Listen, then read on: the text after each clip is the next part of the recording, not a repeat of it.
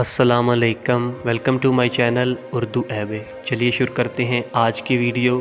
میری آج کی ویڈیو ایک بہت ہی خوبصورت انفارمیٹیو ویڈیو ہے۔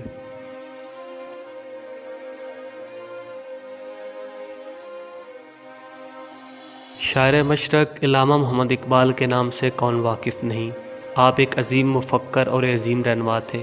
آپ اپنی زندگی کا ایک واقعہ بیان کرتے ہیں کہ میں روزانہ صبح تلاوت قرآن کیا کرتا تھا۔ میرے والد صاحب شیخ نور محمد اکثر میرے پاس سے گزرتے تھے۔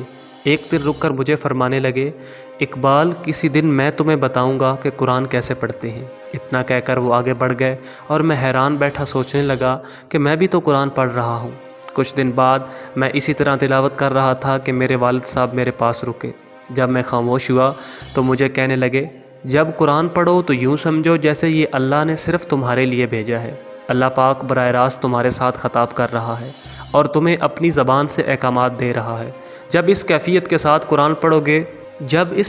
کے ساتھ قرآن پڑھو گے تو قرآن کا مخاطب اللہ ہے، تو پھر تمہیں اس کی لذت ملے گی۔ اقبال کہتے ہیں کہ اس دن کے بعد قرآن کی جو لذت اور جو سرور مجھے ملا وہ اس سے پہلے نہیں ملا تھا۔